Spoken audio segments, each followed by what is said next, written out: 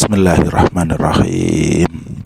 Maulaya salli wa sallim daiman abada ala habibika khairil khalqi kullihimi huwal habibul ladzi turja syafa'atuhu li kulli haulim minal ahwali muqtahami ya rabbi bil mustafa balligh maqasidana waghfir lana ma madha ya wasi'al karami maulaya salli wa sallim daiman abada ala habibika khairil khalqi kullihimi huwal habibul ladzi turja syafa'atuhu likulli haulim minal ahwali muqtahami ya rabbi bil mustafa balligh maqasidana waghfir lana ma madha ya wasi'al karami.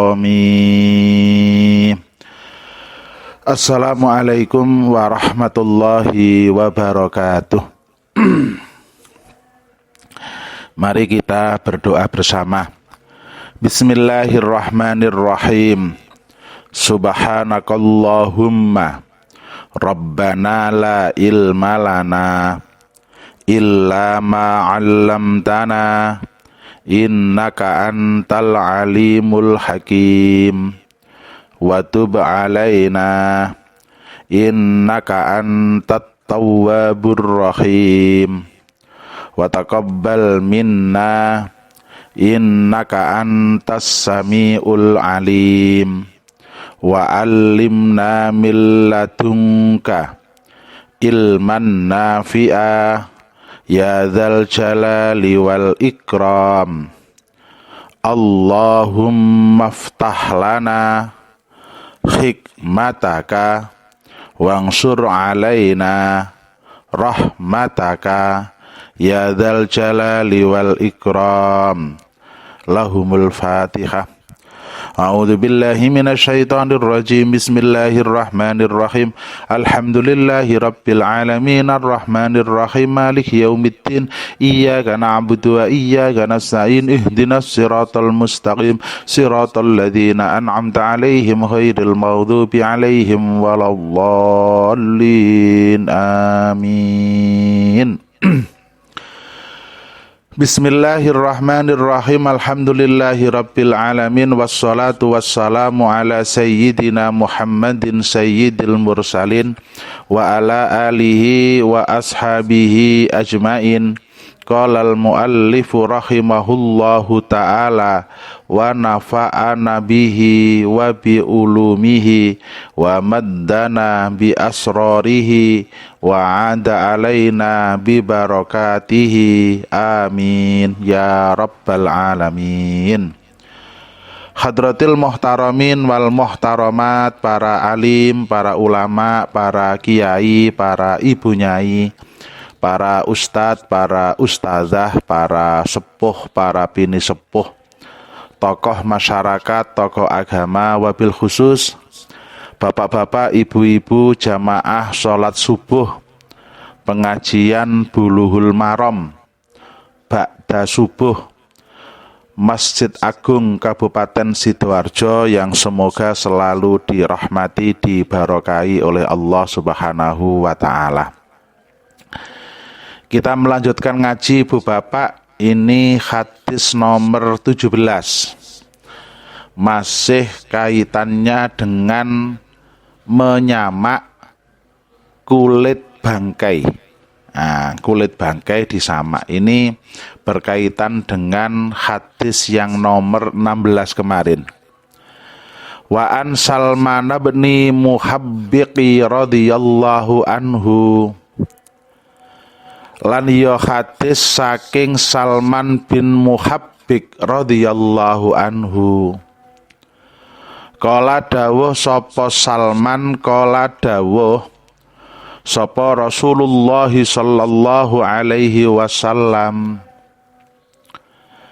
Dawuhe dibaghu juludil maitati, utawi nyamak piro-piro kulite bangkai iku zuhuruha nyucèaken juludil maitah.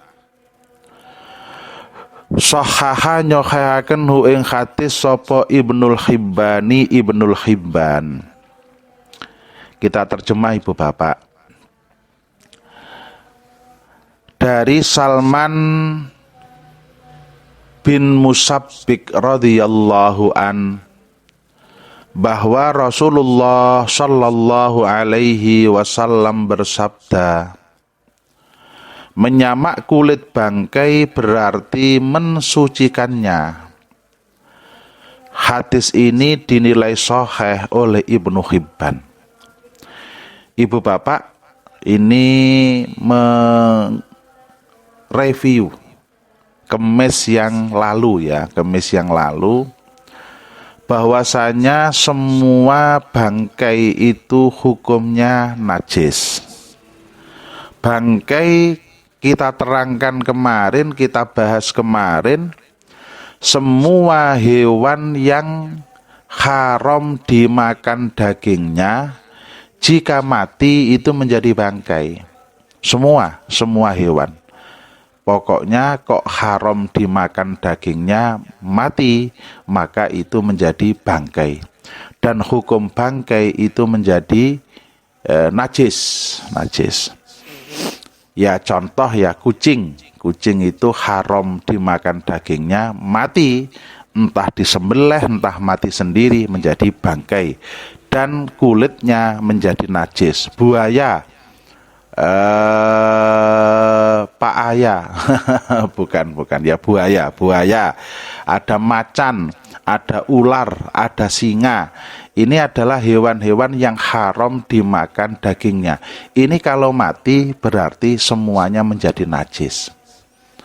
Yang kedua adalah hewan yang halal dimakan dagingnya. Jika mati, matinya tidak disembelih secara syar'i. Ini juga menjadi najis. Ada kambing mati karena keracunan, tidak disembelih. Walaupun daging ini adalah hewan yang halal dimakan dagingnya, tapi matinya tidak disembelih, maka menjadi bangkai. Nah ini kaum muslimin rahimakumullah. Zaman sekarang itu kan banyak orang yang mohon maaf uangnya banyak gitu ya. Beli tas dari kulit buaya, beli ikat pinggang dari kulit ular, itu kan najis. Hukum asalnya loh ya, najis. Karena itu kan bangkai Gus. Betul. Maka itu semua, nah itu loh ya, ini syariat agama, kemudahan agama, alhamdulillah, bahwasannya kulit-kulit demikian itu bisa suci. Makanya barang najis itu ndak ada yang bisa suci. Nah ini kecuali ini salah satunya. Nanti ada lagi di belakang ya. Salah satunya kulit bangkai itu najis. Lah ini bisa suci dengan disamak. Jadi ibu-ibu yang punya tas dari kulit buaya, bapak-bapak yang punya ikat pinggang dari kulit ular, ndak usah khawatir, itu suci. Lek ragu-ragu, ya boleh disodakokan kepada temannya. Ndak, ini sudah jelas ya, sudah suci. Makna hadisnya adalah, hadis ini telah membuktikan bahwa kulit bangkai adalah najis. Kulit bangkai adalah najis. Dan untuk mensucikannya ialah dengan cara menyamaknya. Karena proses menyamak dapat menghilangkan dan membuang semua lendir najis dari semua pori-pori yang ada pada kulit tersebut.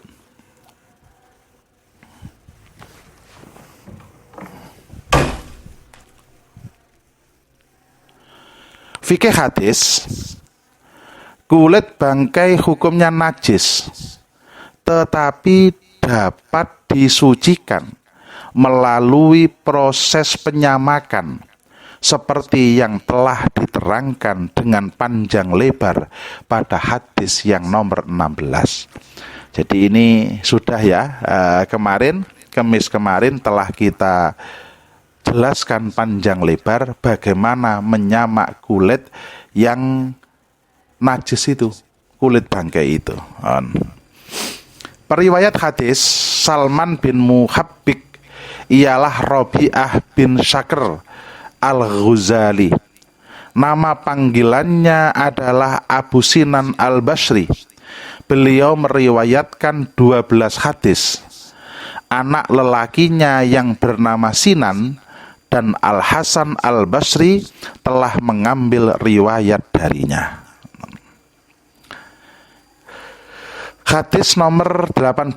Wah, ini agak cepat ini hadisnya, keterangannya pendek ya. Wa an Maimunata, lan saking Ibu Maimunah radhiyallahu anha qalat, dawuh sapa Ibu Maimunah, marra liwat sapa an-nabiyyu Kanjeng Nabi Muhammad sallallahu alaihi wasallam bisatin ketemu kelawan wedhus ya juruna kang padha nyeret sapa wong akeh ha ing sat. Faqala mongko dawuh sapa Nabi, lau akhadtum, mbok iya ngalap sapa sira kabeh ihabaha ing kulite sat.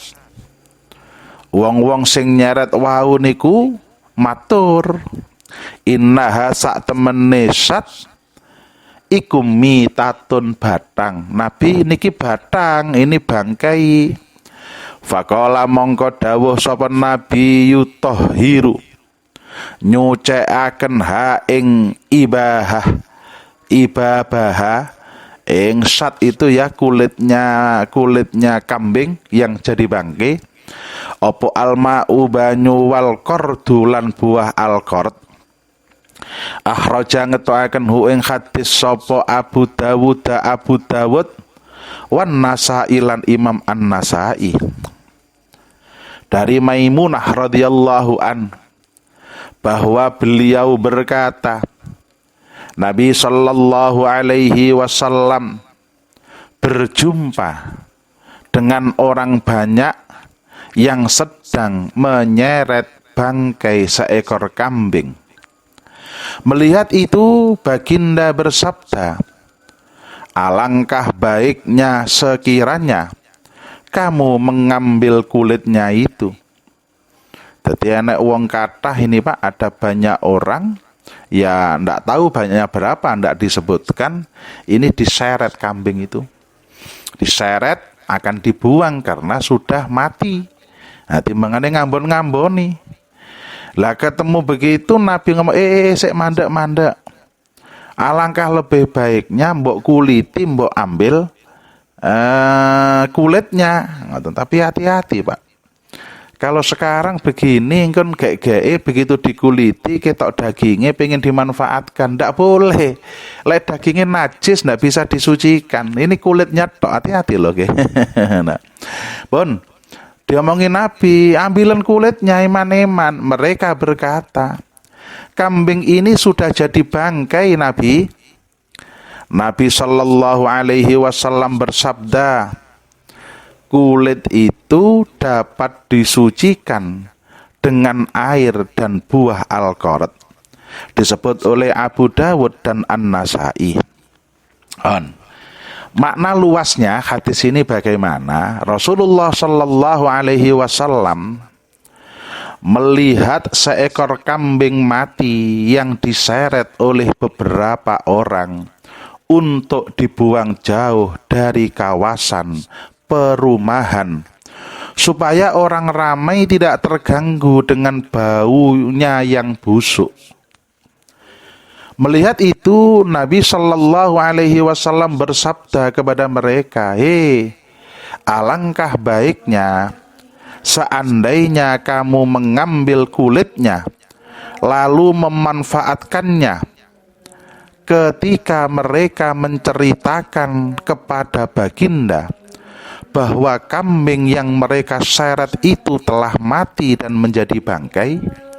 Maka Nabi sallallahu alaihi wasallam bersabda kepada mereka, kulit itu dapat disucikan dengan air dan buah al-qard. Ma'asyiral muslimin rahimakumullah. Begini ya.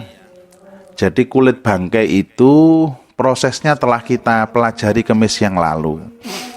Itu dibuang lendirnya, entah pakai apa. Salah satunya pakai buah alkorot ini, pakai kapur, pakai apapun lah, dibuang. Setelah itu dijemur. Lah ini kalau sudah kering, sudah disamak demikian, ini menjadi barang mutanajis, barang yang kena najis, karena najisnya sudah hilang, mutanajis. Maka sebagian ulama mengatakan kalau sudah kering, sudah jadi samak, dicuci dulu, dicuci sekali, setelah itu baru dimanfaatkan. Nah, ini salah satu pendapat. Maka Nabi mengatakan kulit bangkai itu bisa disucikan dengan air dan buah alkorot. Fikih hadisnya, dilarang menyia-nyiakan harta selagi masih bisa dimanfaatkan walau dengan cara apapun. Ini yang pertama. Yang kedua, samak dapat mensucikan kulit bangkai dengan menggunakan buah alkorot atau benda lain yang memiliki fungsi sama dengannya, seperti kulit delima dan kapur, selagi ia dapat menghilangkan lendir najis yang terdapat pada pori-pori kulit tersebut. Menyamak tidak dapat dilakukan dengan menggunakan panas sinar matahari menurut jumhuril ulama. Berbeda dengan pendapat murid-murid Imam Abu Hanifah, di mana mereka memperbolehkannya. Begini Ibu Bapak, ini berbeda ya. Zaman dulu Gus Imam, kulit sapi itu setelah kurban langsung dijemur. Setelah itu digawe beduk. Nanti lek beduke suwek terus dimasak. Lah ini kok langsung dijemur? Di sini ada keterangan tidak hanya dengan sinar matahari.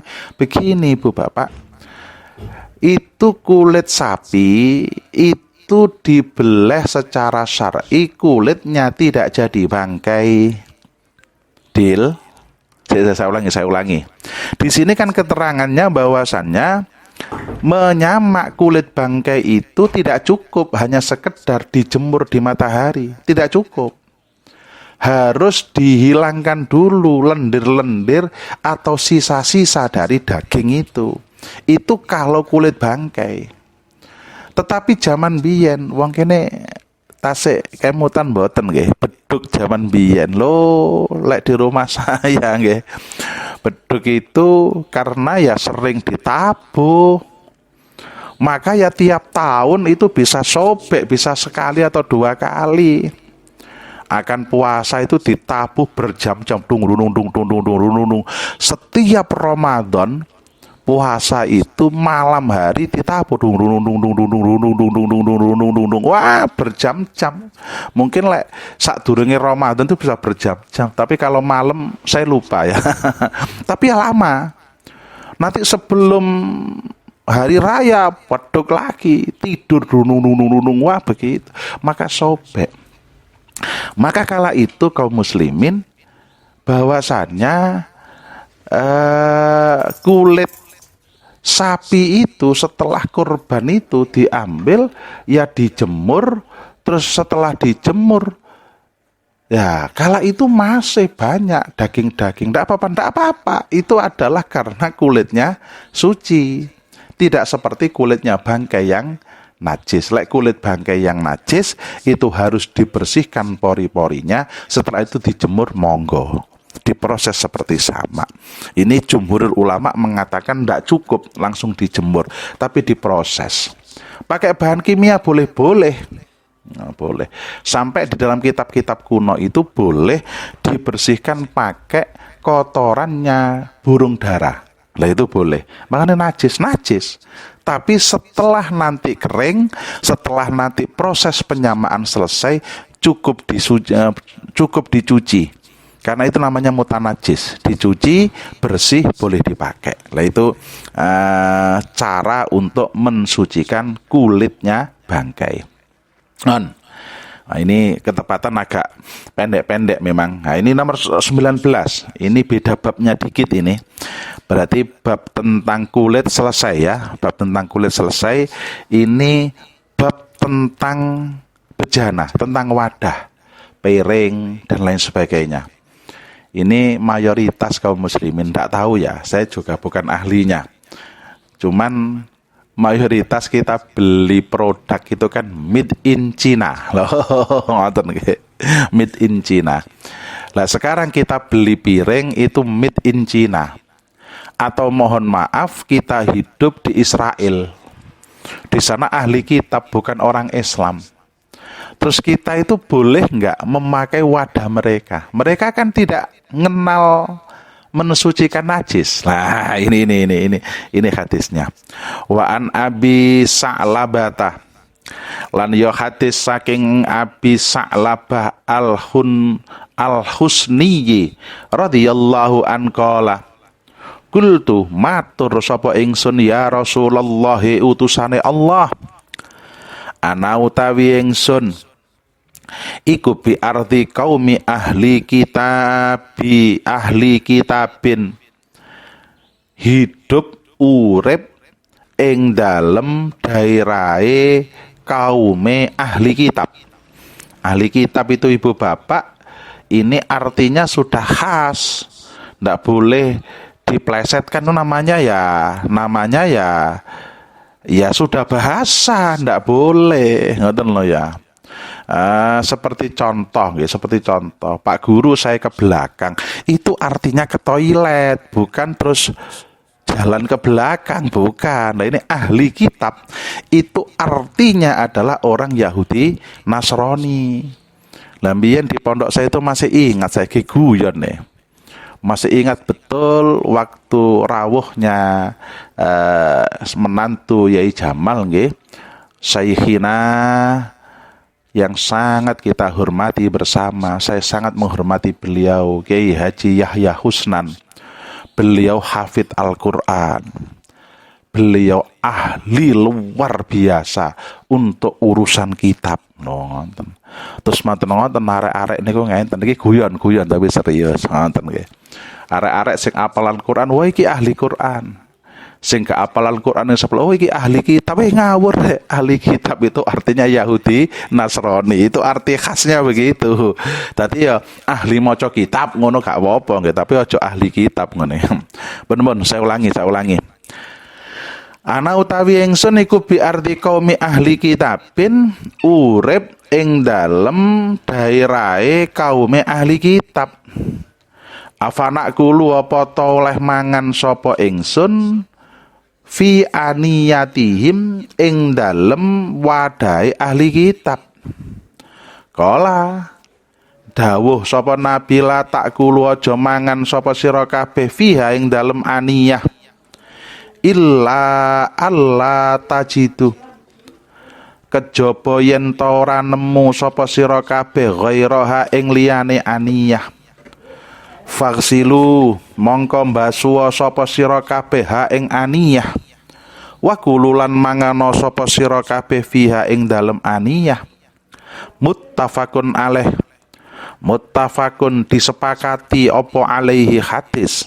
Lek mbiyen niku riwayat Imam Bukhari Muslim, jane memang ini hadis ini disepakati oleh Imam Bukhari Muslim, ngoten lho maksudnya. Dari Abu Sa'labah Al-Kusaini radhiyallahu an bahwa saya pernah bertanya, wahai Rasulullah, sesungguhnya kami tinggal di negeri yang dihuni oleh masyarakat ahli kitab. Bolehkah kami makan dengan menggunakan wadah mereka? Rasulullah sallallahu alaihi wasallam menjawab, janganlah kamu makan dengan menggunakan bejana milik mereka, kecuali jika mereka tidak menemukan tempat yang lain, maka cucilah bejana itu terlebih dahulu dan kemudian gunakanlah untuk makan. Muttafaqun alaih. Oh, ini Bukhari Muslim ya, jadi luar biasa. Ini kalau sebisa mungkin. Dah kita makna luasnya. Syariat Islam melarang kita makan dan minum dengan menggunakan bekas milik orang Yahudi dan orang Nasrani. Kaum muslimin rahimakumullah, ini bukan Nasrani ya Gus, ini orang ateis, orang tidak beragama Islam. Lah ini dikiaskan. Orang Yahudi, orang Nasrani dalam masalah ini, dalam masalah ini adalah syariat Islam melarang kita makan dan minum dengan menggunakan bekas milik orang Yahudi dan Nasrani, dikiaskan pula dengan orang-orang yang non-Muslim. Barangkali rahasia larangan ini ialah kebanyakan wadah milik mereka adalah najis. Sebab mereka tidak pernah memperhatikan masalah bersuci dari najis. Lah kan gak ngerti. Nah, memang mereka ya mohon maaf tidak tahu tentang suci dan najis itu.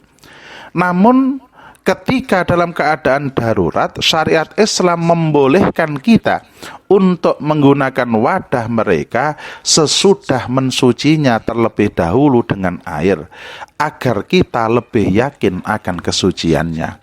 Jadi ibu bapak kok beli apa-apa pembuatnya bukan muslim, itu alangkah lebih baiknya dicuci terlebih dahulu. Nah, kita bersih ya ibu bapak nggih, olah bersih pala. Pun fikih hadis.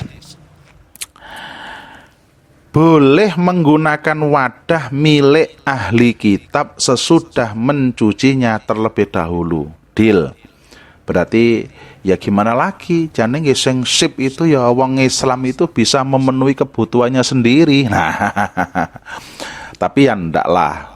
Sejak zaman Nabi itu menggunakan baju perang, baju besi. Nah, itu juga miliknya orang Yahudi. Pernah Nabi itu sampai menggadaikan itu, menggadaikan. 2, larangan dalam hadis ini menunjukkan makna makruh. Sebab wadah mereka dianggap menjijikkan karena banyak digunakan untuk sesuatu yang najis. Jadi makruh memang ya. Jumhur ulama mengatakan lek kolu lek mau beli piring dari pasar, dari toko langsung digunakan, monggo. Itu kalau kolu.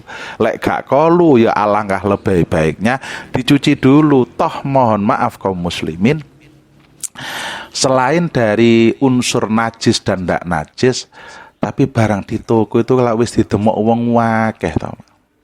Nggih, alangkah lebih baiknya dicuci terlebih dahulu. Tapi mohon maaf, di dalam kitab Ibanatul Ahkam itu saya menerangkan ini Ibanatul Ahkam, Pak. Syarahnya Bulughul Maram. Wadah-wadah itu tidak wajib untuk dicuci, tetapi makruh untuk langsung digunakan. Dadi sing apik dicuci terlebih dahulu. Nonton ya. Periwayat hadis. Nah, ini siapa? Abu Sa'labah Al-Kusaini dinisbatkan kepada Kusain bin Namir dari kabilah Kuda'ah. Nama aslinya adalah Jarsun ibnun Nasir. Beliau turut menyertai baiat Ridwan kepada Nabi Shallallahu Alaihi Wasallam. Turut serta dalam perang Hunain, dan Rasulullah Shallallahu Alaihi Wasallam telah menetapkan satu bagian dari harta perang untuknya ketika perang Khaybar. Ini namanya nanti ada harta fai, ada ghanimah. Insyaallah pada hadis-hadis berikutnya akan kita bahas. Sekarang bahasnya tentang inak, tentang wadah saja dulu.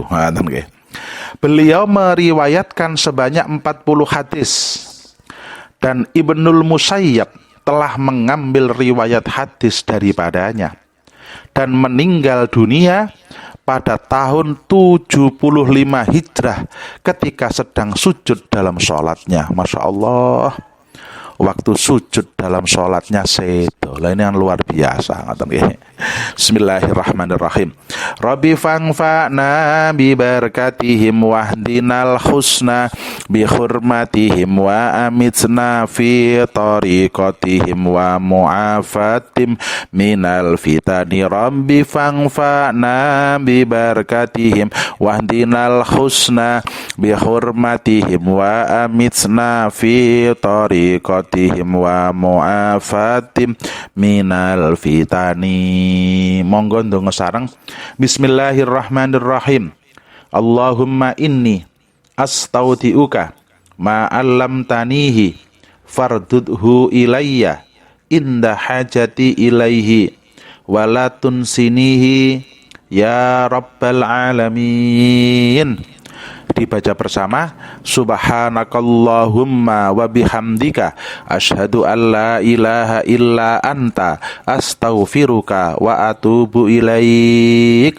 Assalamualaikum warahmatullahi wabarakatuh.